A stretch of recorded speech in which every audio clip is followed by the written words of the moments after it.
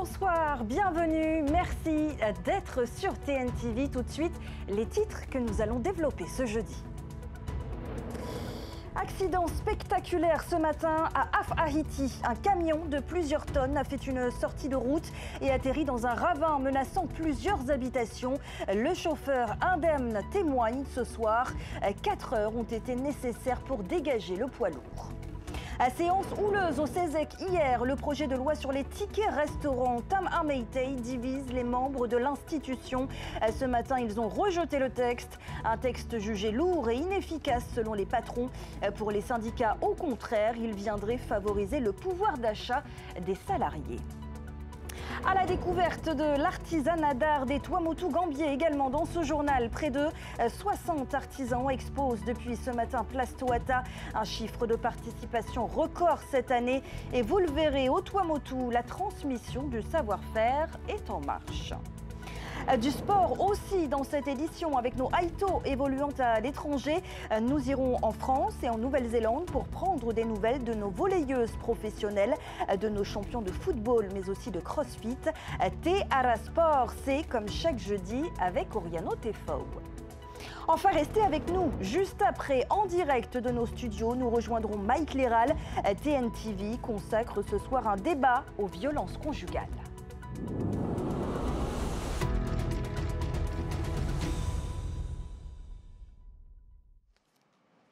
Impressionnant accident donc ce matin à Af-Haïti. Après une sortie de route, un camion de 14 tonnes s'est retrouvé dans une position délicate dans un ravin menaçant plusieurs maisons en contrebas. Les habitants ont dû être évacués par mesure de sécurité. Le chauffeur, lui, est indemne, mais les manœuvres pour tracter le camion de 14 tonnes ont été périlleuses. Le récit et témoignage sur place de Davidson Bennett. Aux alentours de 9 h ce matin, sur la route de la Dorsalaf, à Haïti, en pleine montée, un camion Ben avec son porte-char et une pelle de 15 tonnes ont été déportés vers le ravin. À l'équilibre, le camion menace de basculer sur les maisons en contrebas. J'avais enclenché le blocage en montant, mais arrivé au virage, le camion il n'a pas pris le virage, il est allé tout droit. Le camion est accroché à un arbre et pose problème pour ceux qui habitent en dessous. Et la remorque, il y a une remorque qui est retournée sur la voirie. Donc il s'agit maintenant de trouver une solution pour dégager donc, ces véhicules du lieu de l'accident. La solution ne s'est pas fait attendre. Des engins lourds ont été dépêchés sur place sur réquisition pour une opération de sauvetage. En parallèle, les habitants ont été évacués de leur demeure par les agents de la commune. Et alors nous avons procédé à l'évacuation de ces maisons pour éviter un suraccident. Il y a une machine qui sera par en bas et une machine par au-dessus pour pouvoir enlever le camion et la remorque. Quand tu dis machine, c'est quel type d'engin ? Une grosse drague de 38 tonnes, 2 grosses dragues. D'accord, ok. Qui t'appartiennent? Vous êtes plusieurs familles de spécialistes? Oui, c'est que de la famille. Que de la famille. L'opération a été effectuée avec succès. Après le dégagement des engins lourds et le nettoyage de la chaussée, la circulation a été réouverte vers 14 h. Une enquête est diligentée par la gendarmerie de Travaux. Et nous vous en parlions hier, cet autre fait divers, lui aussi très impressionnant. Une maison a entièrement été ravagée par les flammes à Pamatei. Au lendemain du drame, le choc est immense pour la famille qui a tout perdu.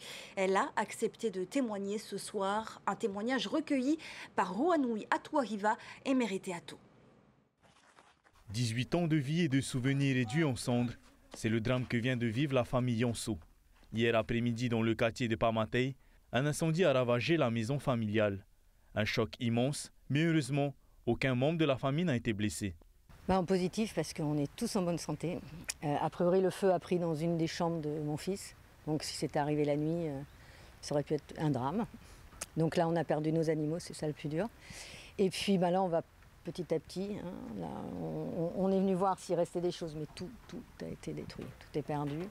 Du haut de ses 20 ans, Lilou essaye de venir en aide à ses parents avec ses propres moyens. Elle a lancé une cagnotte en ligne, ouverte à tous ceux qui souhaitent apporter leur aide, même symbolique. Comme j'ai que 20 ans, je sais que financièrement, je ne peux pas aider mes parents comme je peux et je suis très loin. Et je sais qu'il y a beaucoup de personnes qui voudraient aider, mais ils ne savent pas trop comment faire, ils ne veulent pas embêter la famille. C'est anonyme, c'est plus simple.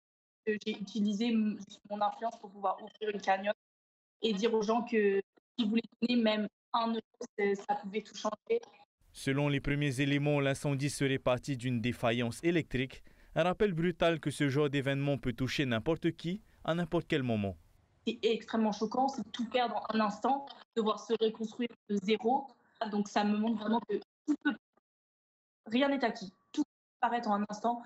Prenez soin des gens autour de vous et merci beaucoup pour vos aides et même vos commentaires, vos partages. C'est de leur compte. Tandis que la famille Yonso tente de se relever, la solidarité continue de s'organiser autour d'elle pour l'aider à reconstruire ce que les flammes ont emporté.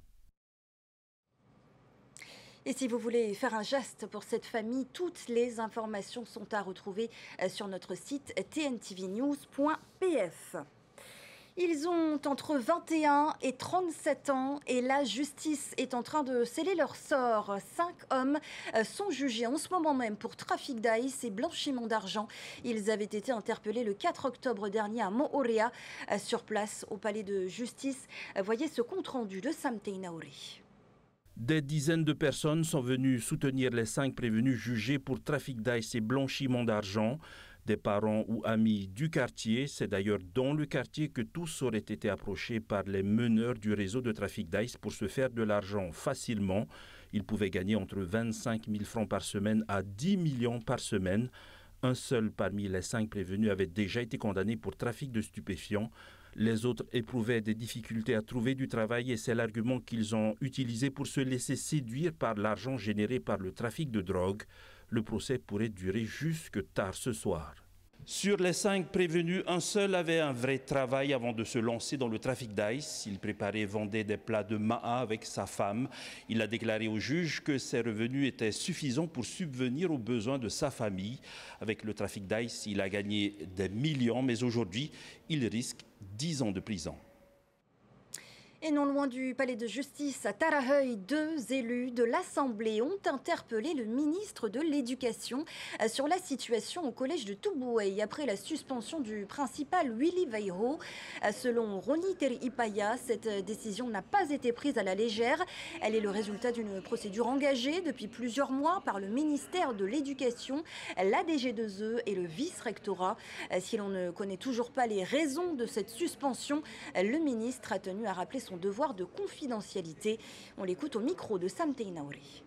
Il y va de la confidentialité des informations et c'est la procédure. Je ne peux pas passer outre simplement parce que ça risque de mettre à défaut certaines personnes, celles qui sont concernées, et ce n'est pas du tout le but, puisque le but est d'apaiser la situation. Mais je pense que c'est légitime de la part des parents, quand on n'a pas d'informations précises, c'est normal qu'on se comporte de la sorte. Moi-même, j'étais parent d'élève et je réagirais de la même manière. Simplement, il faut qu'ils comprennent qu'il y a des procédures qui sont mises en place qui exigent une certaine confidentialité. C'est normal. Mais encore une fois, il faut instaurer le dialogue et essayer de les informer au maximum.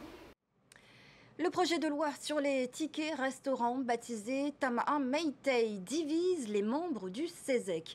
Après une première séance houleuse hier, ils ont adopté un avis défavorable ce matin. Si le texte favorise le pouvoir d'achat des salariés, selon les syndicats, ce n'est pas l'avis du patronat. Pourquoi? Que contient-il? Les explications dans ce reportage de Nicolas Pérez et Vaitiare Nauta. Le projet de loi Tama'a Meitei rejeté par le CESEC. Un vote sanction pour ce texte qui devait à la fois stimuler la production locale, mais aussi et surtout le pouvoir d'achat des 73 000 salariés du territoire, privés comme publics. Si ce texte n'impose rien aux patrons, ces derniers s'offusquent du montant des deniers publics alloués pour financer ces tickets restaurants au bénéfice des fonctionnaires. Les petits patrons ne vont pas l'utiliser. Par contre, nous, ce qu'on observe, c'est que la partie publique du ticket restaurant coûterait 450 millions. Nous, on considère qu'aujourd'hui, effectivement, pour des fonctionnaires qui font leur job, encore une fois, et qui doivent avoir peut-être des augmentations, mais en tout cas, pour la participation d'un coup à un ticket restaurant, moi, je trouve que peut-être les 450 millions, en ce moment, on a besoin de les mettre ailleurs. Avec un plancher fixé à 18 000 francs par mois et par salarié, les patrons se disent dans l'impossibilité de payer la note, même si elle est prise en charge à part égale par le salarié et l'entreprise. Pour y remédier, les représentants des salariés ont proposé une alternative.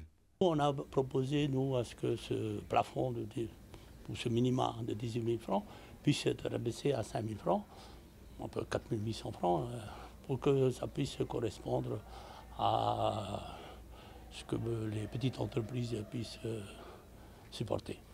Concernant la production locale, le pays propose que ces tickets puissent être utilisés si le plat est composé d'un minimum de 2% de produits locaux, insuffisant pour le CESEC. 2% d'alimentation locale, ça me paraissait un peu ridicule, c'est vrai. Et donc, pourquoi pas faire en sorte que ce taux-là puisse augmenter chaque année pour qu'on puisse arriver de l'ordre de 40% de produits locaux. Deux propositions de modification qui ont été rejetées. Reste au pays de prendre en considération ces différentes modifications avant de présenter ce projet de loi devant l'Assemblée. On fait un clin d'œil maintenant à ces artisans venus tout droit des Tuamotu gambiers. Ils ont fait le déplacement à Tahiti pour nous faire découvrir leur art, un art où coquillages, fibres naturelles et pierres sculptées se mêlent. Le 10e salon a ouvert ses portes ce matin et cette année, le nombre d'artisans est tel que le hall de l'Assemblée ne suffisait pas à les accueillir. Voyez ce reportage sur les images et interviews de Jeanne Tinorua. C'est sur la place Toata cette année que les artisans des Tuamotu gambiers ont pris place. Un 10e anniversaire sous le mauvais temps, mais qu'importe pour les artisans qui ont fait le déplacement, joie et plaisir d'exposer se lisent sur les visages. Je viens tout le temps et je suis jamais déçue. C'est justement magnifique de voir toutes ces créations et franchement, moi, je préfère acheter local. C'est magnifique, j'ai envie de tout acheter. C'est vraiment magnifique, ça demande énormément de travail et on est vraiment très impressionnés par l'artisanat des Tuamotu. C'est magnifique, les bijoux faits main les coquillages, c'est super beau et le savoir-faire est vraiment magnifique. Makemo, Takaroa ou encore Manihi, 10 îles des Tuamotu ont répondu présents cette année, soit 56 artisans. Une délégation plus importante qui a dû investir la place Toata, le hall de l'Assemblée ne pouvant accueillir que 35 artisans. C'est un très bel espace sur Toata, un cadre qui est propice pour pouvoir accueillir un salon de ce type-là. C'est vrai qu'on a de plus en plus d'exposants, donc les lieux tels que l'Assemblée et tout sont peut-être un peu petits. Voilà, l'idée c'est de monter en puissance, donc un espace de ce type-là c'est intéressant. Depuis 2022, nous faisons les formations dans les îles. C'est ce qui a incité les jeunes à venir aussi. C'est ça la nouveauté. C'est-à-dire on fait le rarangamatoire, là cette année la sculpture de pierre. C'est ça qui fait que voilà, ça commence à les intéresser à venir. Et le but du comité de Temata Kainaka, c'est justement d'intéresser nos jeunes et jeunes mamans. Le savoir-faire des Tuamotu n'est donc pas près de s'éteindre, un savoir-faire visible jusqu'au dimanche 23 novembre. Et on fait place au sport maintenant. Comment évoluent nos sportifs locaux à l'étranger? Réponse tout de suite dans Théara Sport.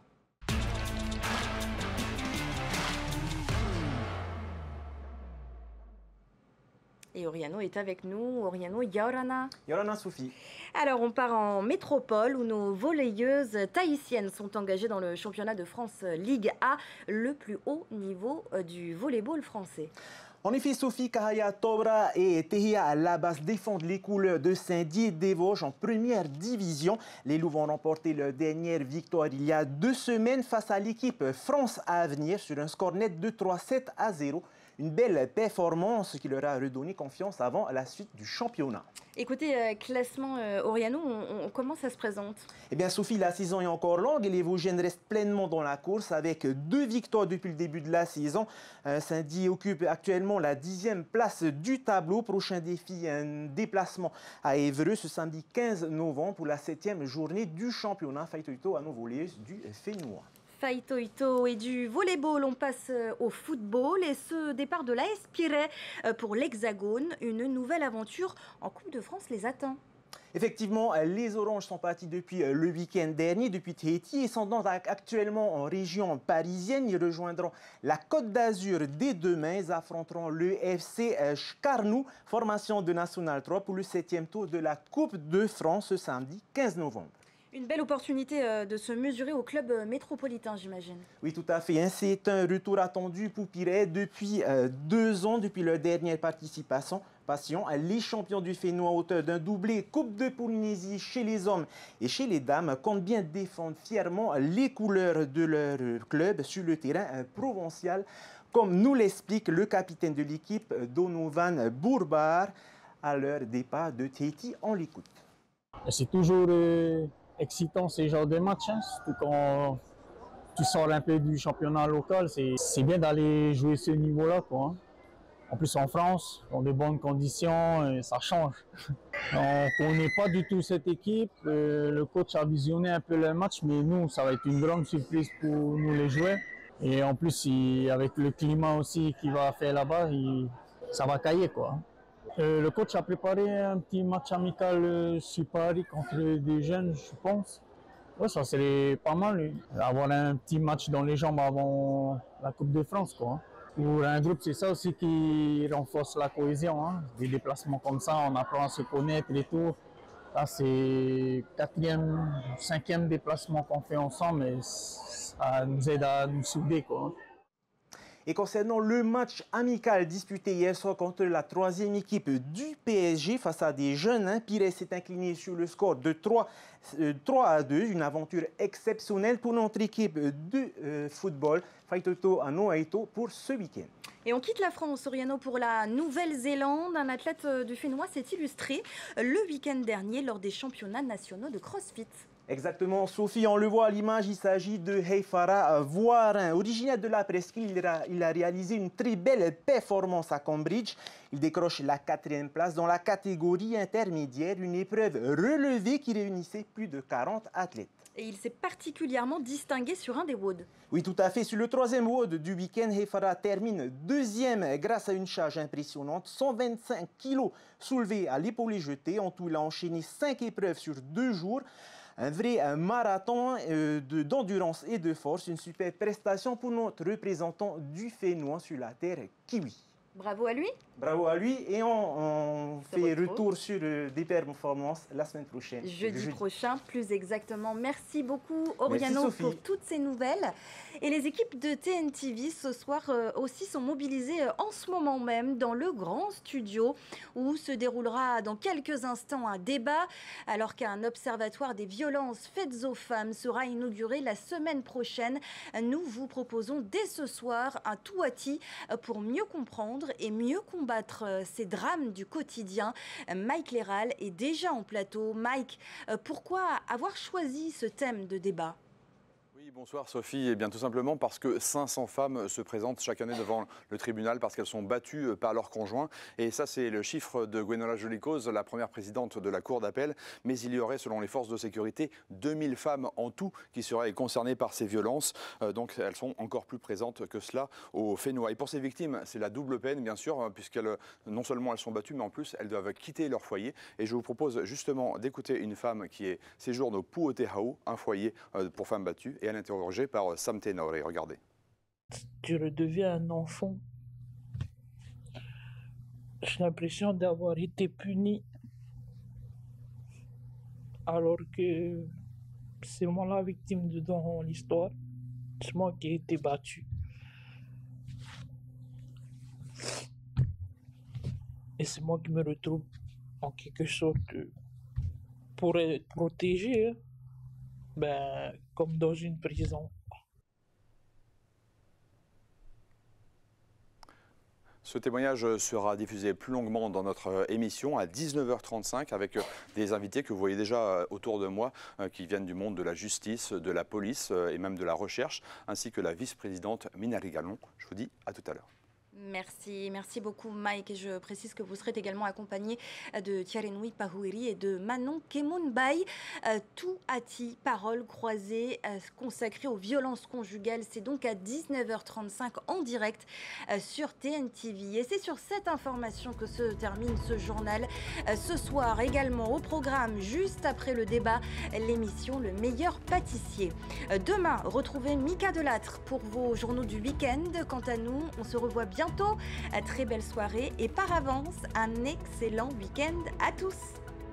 Retrouvez ce journal en replay sur notre site internet et notre application mobile TNTV.